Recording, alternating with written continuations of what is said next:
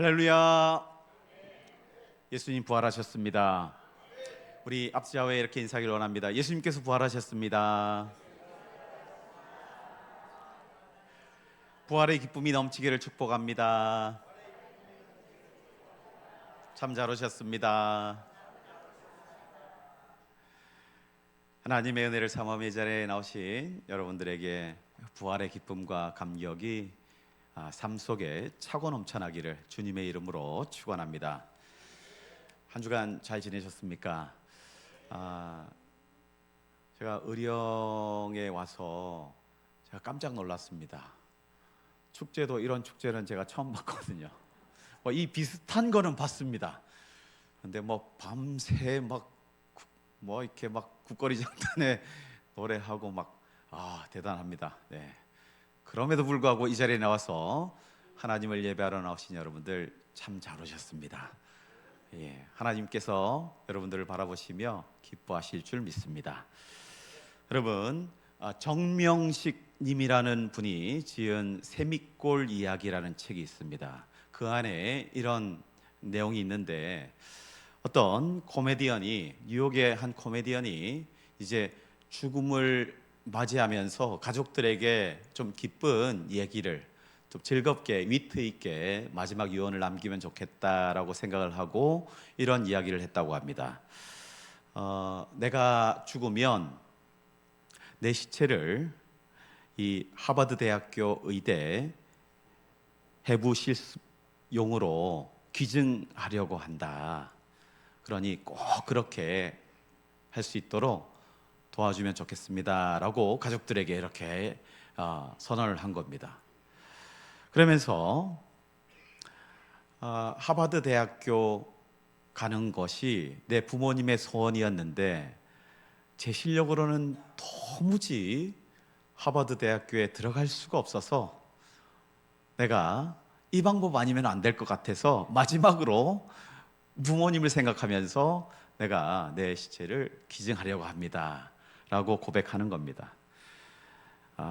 그러면서 마지막에 이렇게 숨을 가빠하며 고백합니다.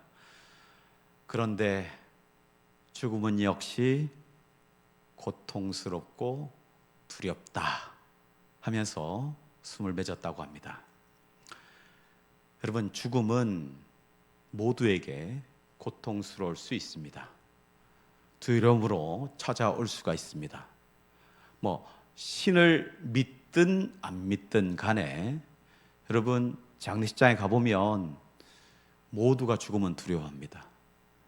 마지막 이제 발인을 앞두고 이제 화장장에 화로로 들어가기 전에 제가 얼마나 많이 가봤겠습니까? 모두가 아파하고 슬퍼하고 두려워합니다. 그것이 죽음인 것입니다. 우리가 뛰어넘을 수 없는 그 상태, 그 죽음을 뛰어넘기 위해서 인간은 끊임없이 노력을 해왔습니다. 그러나 죽음은 우리가 결코 우리의 힘으로, 인간의 힘으로 넘어설 수 없는 상태인 것입니다. 왜냐하면 죄의 결과로 죽음이 우리 가운데 들어왔기 때문입니다. 모든 사람은 죄인이라고 성경은 분명하게 선언합니다. 그런 가운데 죄의 삭은 사망이다. 그리고 한 번 죽는 것은 사람에게 정한 것이라 라고 히브리서 9장에서 하나님은 우리에게 말씀하고 있습니다. 죽음으로 끝나면 좋습니다. 괜찮습니다. 그런데 문제는 죽음 이후에 영원한 심판이 있기 때문에 사람들이 두려워하는 것입니다. 죄의 형벌, 죄의 고통, 영원한 형벌 가운데 들어갈 수밖에 없는 존재가 인간입니다. 죄의 값은 영원한 사망, 영원한 죽음, 영원한 고통, 헤어날 수 없는 고통. 여러분, 이 죽음에 대한 이야기, 지옥에 대한 이야기 성경 가운데 그렇게 많이는 없지만 예수님께서 비유로 누가복음에 나사로의 얘기를 합니다.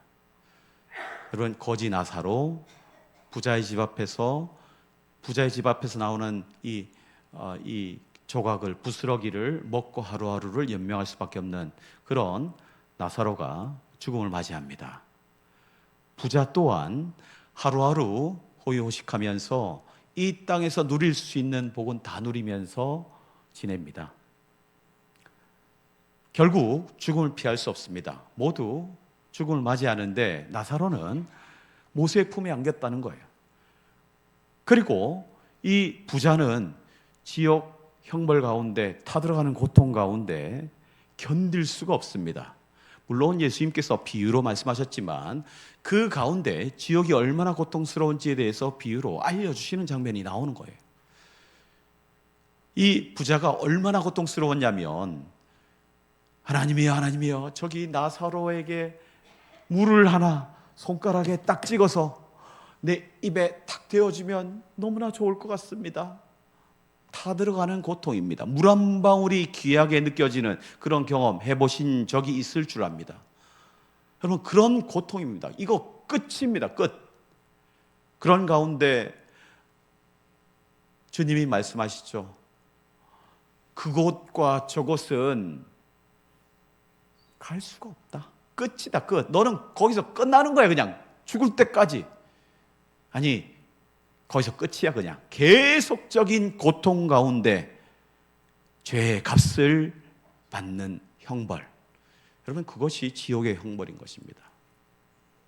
어마무지하게 고통스럽고 괴로울 수밖에 없고, 예수를 안 믿건 신을 의지하건 의지하지 않건, 여러분, 모든 사람들이 어렴풋이 두려워하는 그 대상이 죽음의 상태인 것입니다. 여러분, 그런데 우리가 그 죽음의 고통에서 자유함을 누리게 되었다는 것을 성경은 우리에게 선언하고 있습니다. 예수 그리스도의 십자가의 죽으심과 부활의 사건을 통해서 하나님은 우리가 겪을 수밖에 없는 죄의 고통과 형벌을 예수 그리스도의 십자가에서 예수님에게 감당시켰습니다. 예수님께서 죄 없으신 분이 이 땅에 오셔서, 하나님이신 분이 이 땅에 오셔서 온 인류의 죄 값을 십자가에서 대신 치러 주셨습니다. 영벌 가운데, 영원한 형벌 가운데 거하시다 사흘 만에 하나님께서 그 예수 그리스도를 부활시켜 하나님 나라에 인도하셨다는 사실을 우리가 믿는 그 믿음을 통해서 우리에게 영원한 자유로움을, 영원한 구원의 기쁨을, 영원한 천국의 소망을 가지고 하나님의 영광을 쫓아 살아갈 수 있는 복된 존재가 되었다는 사실을 기억할 수 있길 바랍니다. 여러분, 그 구원의 감격과 은혜가 우리 가운데 날마다 차고 넘쳐나시기를 바랍니다.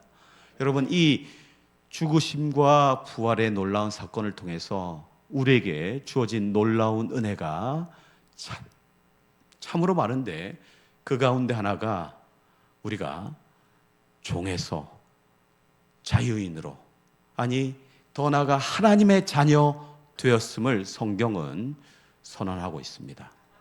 그 사실을 믿을 수 있는 저와 여러분 되시길 바랍니다. 죄의 삭슨 사망이라고 합니다. 영원히 죽었던 존재. 여러분, 로마서 우리가 오늘 읽었던 본문 바로 앞에 6장 2절은 그렇게 말하고 있습니다. 죄에 대하여 죽은 우리가, 죽었다고 선언합니다. 죽었다고. 죄로 인해서 우리가 영원히 죽었다. 그런 우리가 여러분 더 어떻게 그 가운데, 죄 가운데 살겠나, 이 얘기를 하고 있는데, 사실 이 로마서 6장의 배경을 조금 앞에서 따라오면, 로마서 1장에 보면 인간의 구원에 대해서 어떻게 구원을 받는지에 대해서 이 로마 교회를 향해서 사도 바울은 이렇게 말하고 있습니다. 로마서 1장 17절에 오직 의인은 믿음으로 말미암아 살리라 라고 말씀하십니다. 믿음으로. 그 믿음으로 우리는 하나님의 거룩한 자녀 되었고 하나님의 백성 되었다라고 말씀하는데, 문제는 로마 교회 안에 여러 문제 가운데 초대교회가 공통적으로 겪었던 문제 가운데 예수를 믿는 믿음으로 구원을 받았는데, 그런데 회당 안에서 교회로 모인 성도들 가운데 여전히 율법을 목숨처럼 생각하고 있었던 분들이 참 많았습니다. 당연히 그럴 수 있죠. 하나님께서 주신 말씀을 목숨처럼 지킨다는 것은 당연한 일입니다. 혹시 그런 분들 있습니까? 우리가 믿음으로 구원받았기 때문에 이제 우리는 율법에 얽매이지 않고 자유롭게 살아가도 된다, 율법을 무시하고 율법을 폐기해도 된다라고 조금 더 가서 율법 폐기론자처럼 강하게 주장하는 분들이 있거든요. 그렇지 않습니다. 율법은 하나님께서 거룩한 백성으로 이 땅에서 구별된 삶을 살아가도록 하기 위해서 주신 계명입니다. 율례입니다. 그걸 지키는 건 당연히 해야 됩니다. 그런데 문제는 믿음으로 구원을 받는데, 믿음으로 구원도 받고 율법을 지킴으로도 우리는 구원을 받는다, 이런 생각을 하니까 문제가 되는 겁니다. 율법으로는 우리가 결코 하나님 앞에 이를 수 있는 분들이 여기에 없습니다. 다 지킬 수가 없습니다. 그걸 어떻게 다 지키겠습니까? 여러분, 율법을 통해서 하나님께서 우리에게 죄가 무엇인지를 깨닫게 해주시려고 우리에게 주신 것입니다. 그리고 죄를 두려워하며 그 죄 가운데 빠지지 않도록 그 율법을 바라보고 자신의 삶을 돌아보고 그 가운데 정결케 하려고 애쓰는 삶을 살라고 하나님께서 그걸 주셨거든요. 그런데 그걸 못 지킨다고 정죄하고 비난하고, 그런 문제가 있는 겁니다. 그런 가운데 사도 바울은 칭의론, 이게 믿음으로 구원을 받았고 하나님께서 의롭다 하셨다, 칭의, 너희가 하나님 앞에서 하나님이 너희를 의롭다 하시는 거야. 너희 믿음을 보고 하나님은 의롭게 되었다라고 말씀하시는 것이지, 너희들 율법을 잘 지켜서 의롭게 되었다고 결코 그렇게 말씀하시는 것이 아니야 라고 이 신앙의 관점을 교정시켜 주고 있는 장면입니다. 그런 가운데 문제는 이 칭의론을 너무 강조하다 보니까 율법의 행함이 없는 거예요. 그런 가운데 그럼 우리가 죄 가운데 있어도 되겠구나, 항상 이 극단적인 행동들이, 극단적인 생각들이 문제가 되는 겁니다. 초대교회의 서신서나 이런 내용들을 쭉 보면 그 안에 한쪽으로 너무 치우치니까 너무 문제가 되는 겁니다. 그렇다고 해서 율법을 지켜야 우리가 구원을 받는다, 그렇게 말씀드리는 건 아니지만, 그건 당연히 예수 그리스도를 믿는 사람으로서 하나님 백성다운 삶을 살려고 애를 쓰는 건 당연히 우리가 감사하는 마음에 하나님 백성다운 삶을 살려고 애쓰는 것, 예수님을 닮아가는 것, 여러분 이건 반드시 필요한 내용이거든요. 성화라는 이 신학적인 개념이 있지 않습니까? 하나님, 예수님 닮아가는 거예요. 예수님. 그런 가운데 지나친 칭의론자들이 또 이렇게 얘기하는 가운데 우리 가운데 죄를 어떻게 더 인정하고 용납할 수 있겠냐. 그러면서 바울은 6장 1절에 이렇게 말씀합니다. 우리 같이 성경을 한번 볼까요? 6장 1절 같이 한번 읽어보도록 하겠습니다. 그런즉 우리가 무슨 말을 하리요? 은혜를 더하게 하려고 죄에 거하겠느냐, 이렇게 말하고 있습니다. 죄를 지어도 되고 그 가운데 하나님의 은혜가 얼마나 큰데 이렇게 얘기를 하니까, 아니 우리가 은혜를 더 크게 하기 위해서 죄 가운데 거하겠느냐, 일부러 죄를 지을 필요 없다, 그 얘기예요. 근데 너무 칭의 쪽에 강하게 서다 보니까 왜 그런 분들 있잖아요. 구원파, 한번 구원받았으면 우리 구원받았다, 우리 죄 지어도 상관없, 그까지는 아니지만 그러나 그거에 대해서 크게 생각하지 않는 그런 극단적인 이 신앙 체계가 문제가 되는 겁니다. 그렇지 않습니다. 사도 바울은 이 말은 우리가 하나님의 은혜로 구원을 받았는데 그 가운데 구원의 감격과 기쁨을 위해서 우리가 하나님께 더 나아가야 되지, 하나님의 백성다운 삶을 살려고 애를 써야 되지, 그 가운데 뭐 죄지어도 되고 그 가운데 은혜가 더 임하고 그걸 얘기하는 게 아니죠. 그 가운데 거룩한 삶의 모습으로 살아갈 것을 권면하고 있습니다. 그러면서 7장을 딱 넘어가 보면, 그런데 우리의 모습이 어떻습니까? 제가 몇 번 여러분들에게 말씀드렸잖아요. 사도 바울이 인간의 모습을 보니까 악한 모습, 너무나 말로 다 할 수 없는 그런 모습이 있는데, 그 죄악된 모습을 어떻게 우리가 이길 수 있느냐? 우리의 힘으로 할 수 없다. 우리의 힘으로. 우리는 그런 죄에 질질질질 끌려갈 수밖에 없던 죄의 종이었다라고 오늘 본문에서 표현을 하거든요.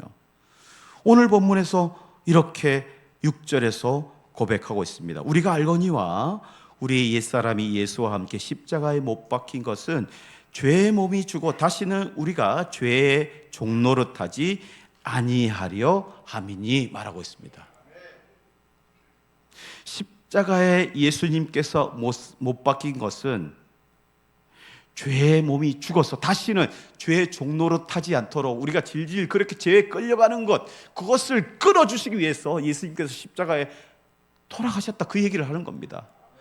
그런데 그런 우리의 은혜 받은 우리가 이 죄를 끊지 못하는 거예요. 내가 마음으로는 의의 길을 추구하고 육신으로는 어떤 길을 추구합니까? 죄악된 길을 추구하는 거예요. 그 모습에 내 안에 막 공존하는 거예요. 어쩔 수 없이 막 충돌하는 거예요. 막 우리 가운데 그런 아픔이, 어려움이 끊임없이 일어나거든요. 실제로 있습니다. 실제로 교회 안에 그런 일들이 얼마나 많이 있습니까? 그러면서 사도 바울이 로마서 7장에 그렇게 고백하잖아요. 나는 공고한 사람이다. 오라 나는 곤고한 사람이로다. 이 사망의 몽에서 누가 나를 건져내랴, 이렇게 한탄하는 고백을 하고 있습니다. 마음으로는 하나님의 법을, 육신의 의로는 죄의 법을 따르는 내 모습 보니까 한심하기 짝이 없다. 그러므로 이제 그리스도 예수 안에 있는 자에게는 결코 정죄함이 없다. 이는 그리스도 예수 안에 있는 생명의 성령의 법이 죄와 사망의 법에서 너를 해방하였다. 이렇게 고백하고 있는 것입니다. 죄와 사망 가운데 끌려갈 수밖에 없는 우리 안에 죄된 본성들이 있습니다. 다 있습니다. 이거 뭐 예수를 주로 고백했다고 해서 이게 없는 게 아닙니다. 사라지는 게 아닙니다. 이 땅에 발을 딛고 살아갈 때 끝까지 싸워야 되는 것입니다. 그럼에도 불구하고 감사할 수 있는 것은 그 죄값을 이미 십자가에서 예수님께서 다 치르셨다는 거예요. 깨끗하게 씻어 주셨다는 것입니다. 여러분, 5절에 그렇게 우리에게 사도 바울은 말하면서 위로해 주고 있습니다. 5절 같이 한번 읽겠습니다. 시작. 만일 우리가 그의 죽으심과 같은 모양으로 연합한 자가 되었으면 또한 그의 부활과 같은 모양으로 연합한 자도 되리라 라고 말하고 있습니다. 아멘. 그의 죽으심과 같은 모양으로 연합한 자, 쉼토이라고 하는 이 헬라어 단어인데요, 함께 지어져가고 함께 심겨지고 함께 자라가는, 예수님과 함께 십자가에서 우린 죽은 거예요. 나의 죄로 인해서 예수님을 십자가에 못 박았지만, 그러나 예수님의 십자가 죽으심으로 나 또한 죽은 겁니다. 그리고 예수님의 부활하심으로 우리 또한 부활한 거예요. 예수님과 끊을래야 끊을 수 없는 존재가 우리입니다. 하나님의 자녀입니다. 그런 우리에게 죄 가운데 여러분 자유함을 주셨다는 거예요. 죄에 끌려갈 수밖에 없는, 종노릇할 수밖에 없는 그런 존재였지만 이제는 더 이상 종이 아닌 거예요. 하나님의 자녀로 신분의 변화가 일어난 거예요. 하나님의 자녀는 여러분 다른 겁니다. 종과는 다릅니다. 주인님, 이것 좀 해도 되겠습니까? 그래, 그거 하거라. 주인님, 이거 해도 되겠습니까? 그거 하지 마. 종은 주인의 명령에 따라 움직이는 존재예요. 자유가 없어요, 그 안에. 그러나 여러분, 하나님의 자녀는 자유함이 있습니다. 부모에게 엄마 이거 해도 돼요, 안 돼요? 저거 해도 돼요, 안 돼요? 여러분, 아주 착한 아이들이야 그렇게 하지, 대부분의 정상적인 아이들은 일단 저지르고 봅니다. 일단 저지르고 자기 마음에 이끌리는 대로 행하지 않습니까? 그렇지 않습니까? 자기 마음대로 합니다. 자기 손 안에 있는 거 다 자기 거로 생각하는 거예요. 아니, 지금 저희 축제 가운데 있잖아요. 제가 축제 한번 보니까 저는 반 정도 반 바퀴 돌다가 이 정신이 혼미해지더라고요. 이게 혼미해가지고 더 이상 이게 너무 피곤하다, 가자.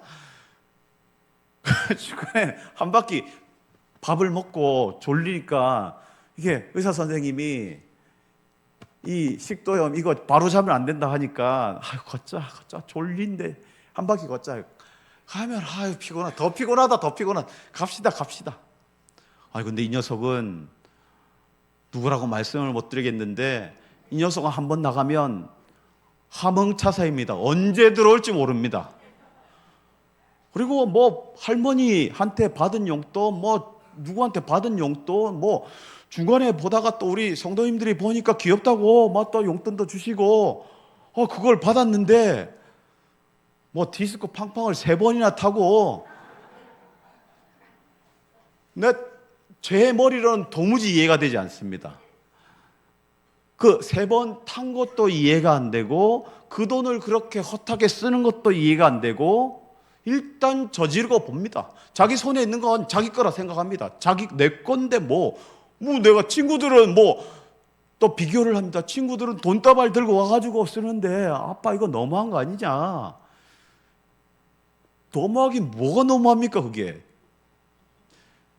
여러분, 우리가 그렇습니다. 우리가 일단 하나님 생각 안 하고 저지르고 보지 않습니까? 내 마음이 이끄는 대로 쏟아내고 봅니다. 내 생각대로 쏟아내면 순간 시원합니다. 그런데 후회가 바로 몰려옵니다.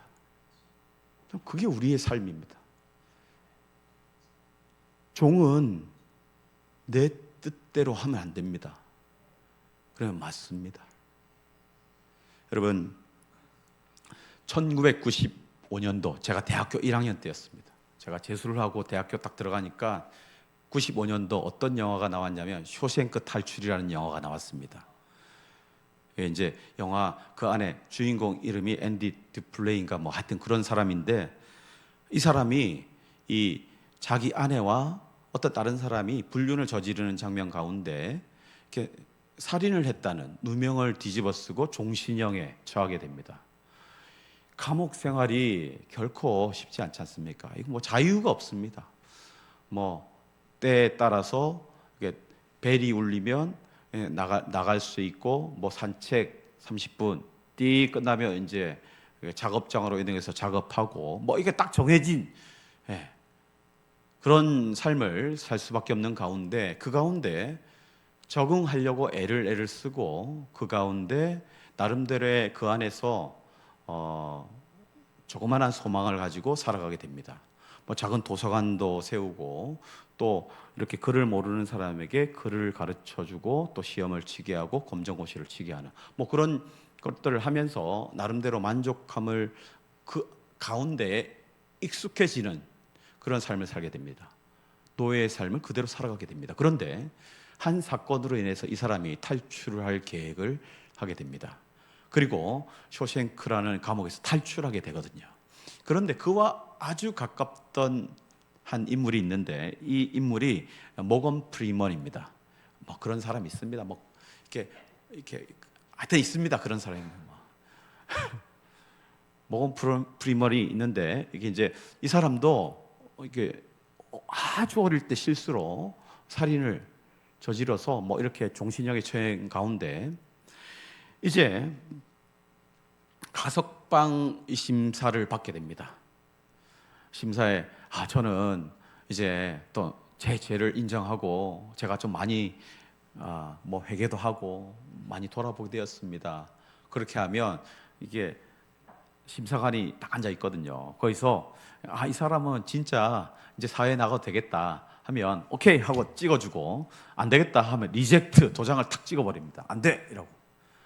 근데 이 사람이 나는 지금까지 봤는데 이렇게 해서 내가 사회에 나갈 수 있도록 준비를 많이 했습니다 라고 했는데 계속 리젝트 도장을 받는 거예요. 안 돼, 안 돼, 안 돼. 너 안 돼, 너 안 돼, 너 안 돼. 그런 가운데 그 주인공과 아주 친하게 되는 가운데 주인공이 탈출했다는 소식을 전해 듣고 마음 가운데 가슴이 뻥 뚫린 것 같습니다. 그래도 이 앤디 두브레이가 있어서 우리 교도소에 활력이 있었는데, 희망이란 게 있었는데, 탈출을 하니까 난리가 난 거죠. 그럴 줄 알았다 하고. 그런 가운데 이 사람이 다시 가석방 심사에 딱 들어가게 됩니다. 심사관이 그렇게 묻습니다. 당신 교화되었습니까? 물어보는데,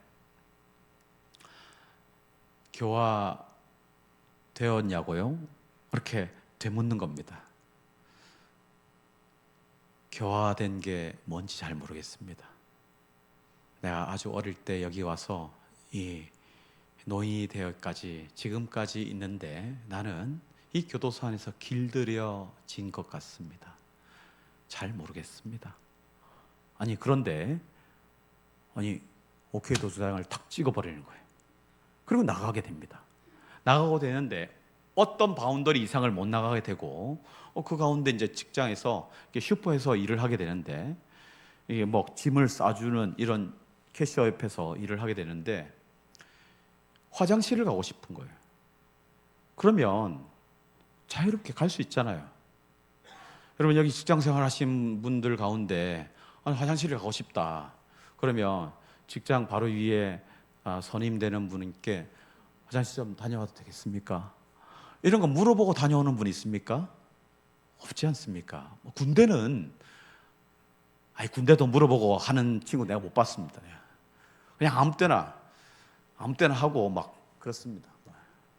그렇죠? 재선군, 그렇죠? 아무 때나 하잖아요. 그냥 화장실 간 거 가지고 그거 가지고 뭐라 하고, 저희 때는 그렇다고는 하지만 그때나 지금이나 다를 바 없습니다. 그런데 매번 이 사람이 화장실 가는데 상사에 가서 화장실 한번 다녀와도 되겠습니까? 상사가 이렇게 봅니다. 옆에 주변을 두리번두리번 부릅니다. 그건 알아서 다녀오세요. 여러분, 왜 못할까요? 평생 그렇게 살았습니다. 길들여졌습니다. 종된 삶을 사는 거예요. 그런 가운데 이 앤디 두프레이가 이 모건 프리먼에게 편지를 보냅니다. 어떻게 알았는지 편지를 보내서 내가 있는 곳에 내가 돈을 숨겨놨는데 그걸 찾아서 나에게 오세요 라고 이야기를 한 거예요. 고민이 되는 겁니다. 이걸 가야 되나 말아야 되나. 나는 벗어나면 안 되는데 종은 벗어나지 못합니다. 그런데 그가 결심을 하게 됩니다. 당당하게 모르겠다 하고 탈출을 하게 됩니다. 그러면서 끝에 두 사람이 그 카리브 해변에서 딱 만나고 그 장면이 참 인상적이었습니다.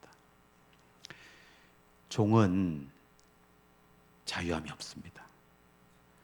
여러분, 우리가 죄의 종된 자들입니다.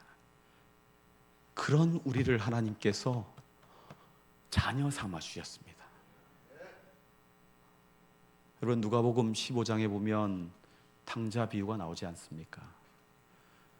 자기의 모습을 돌아보니까 허랑방탕한 삶 가운데 이건 정말 있어서는 안 되는 죄를 저질렀단 말이에요. 그가 가만히 돌아보니까 자기는 돼지가 먹는, 사람들이 가증스럽다고 생각하는 그 돼지를 치는데, 그 쥐염열매를 먹는데 그것조차 없는 그런 비참함을 누리게 됩니다. 그런 가운데 우리 집에는 종들도 풍요롭게 지냈는데 내가 아버지께 다시 돌아가서 종으로 먹여달라 해야겠다 하고 결심하고 돌아섭니다. 여러분, 그 아버지는 아들을 이미 기다리고 있습니다. 먼 데서 걸어올 때 아버지가 어떻게 했다고 예수님께서 말씀하십니까? 버선발로 뛰어갑니다. 그리고 죽었던 내 아들이 돌아왔다 하고 다시 가락지를 끼고 옷을 갈아입히고 아들의 대우를 하는, 잔치를 베푸는, 그럼 하나님께서 그렇게 우리를 자녀 삼아 주셨던 것입니다. 예수 그리스도의 십자가의 죽으심과 부활을 통해서 우리의 신분을 변화시켜 주셨던 것입니다. 여러분, 그 기쁨을 누릴 수 있어야 됩니다. 여전히 죄의 종으로 질질질질 끌려가면 안 되는 겁니다. 예, 우리가 죄 지을 수 있습니다. 넘어질 수 있습니다. 죄 값을 치러야 됩니다. 죄를 지었다면 혹여나 다른 사람에게 마음을 상하게 했다면 그 사람에게 용서를 구해야 됩니다. 나는 하나님께 용서받았다, 끝이 아닙니다. 용서를 구하고 관계 가운데 아픔을 해결을 해야 됩니다. 해결을. 그 용기가 생기지 않을 수 있는데 그 용기를 달라고 하나님 앞에 기도하는 겁니다. 하나님, 내가 그 사람을 내 입술로 내가 아프게 했는데 용서할 수 있도록, 용서받을 수 있도록 내가 용기를 내 나의 잘못을 고백하기를 원합니다. 여러분, 나가셔야 됩니다. 하나님만 관계가 끝났다고 끝난 게 아니에요. 사람들과의 관계 가운데 그 문제를 해결하셔야 됩니다. 여러분, 우리는 믿음으로 고백하면 됩니다. 하나님, 내 죄악된 모습, 내 악한 마음, 내 악한 생각, 내 악한 행동, 하나님 용서해 주시옵소서라고 십자가를 의지하고 내어놓을 때 하나님께서 용서해 주십니다. 하나님은 다 잊어주십니다. 너 그때 내가 기억한단 말이야. 너 그때. 우리는 다 기억해요.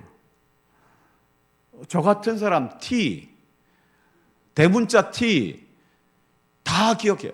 그런 성향이 있는 사람들이 있어요. 그런 거 다 잘 기억하는 사람 있잖아. 나는 말이야 그때 다 기억해. 그때 말이야 네가 이렇게 이렇게 했어. 나는 기억이 안 나는데. 여러분, 같이 풀어야 됩니다. 눈물로 풀어야 됩니다. 그리고 하나님께 용서 구해야 됩니다. 그리고 하나님께서 풀어주십니다. 먼저 하나님 앞에 풀고 그 사람과 풀고 그러면 풀리는 겁니다. 뭐 풀리지 못할 게 어디 있습니까? 예수 그리스도의 십자가의 은혜로 여러분 나의 모습을 보십시오. 나 같은 인간도 구속해 주셨습니다. 나를 대신해서 십자가 져 주셨다는 거예요. 부활하신 주님을 통해서 우리는 종이 아니라 자유인으로 하나님의 자녀가 되었어. 진리가 너희를 자유케 할 것이다 하시는 그 말씀대로 우리가 새 사람 되는 것입니다. 그 은혜가 우리 가운데 차고 넘쳐나기를 주님의 이름으로 축원합니다. 여러분, 부활의 그 놀라운 사건이 우리에게 주는 또 다른 은혜가 있습니다. 영원한 천국을 소망하며 부활의 삶을 살게 해주셨다는 거예요. 단순히 우리 장로님께서 기도하실 때 우리가 죽음 이후에 맞이하는 천국, 그것을 기대하고 소망해야 됩니다. 그런데 우리는 지금 부활의 생명체로서 살아가는 존재입니다. 여러분, 5절 다시 한번 읽겠습니다. 만일 우리가 그의 죽으심과 같은 모양으로 연합한 자가 되었으면 또한 그의 부활과 같은 모양으로 연합한 자도 되리라. 예수 그리스도의 부활하심, 여러분 그 부활하심에 우리가 연합되었다라는 거예요.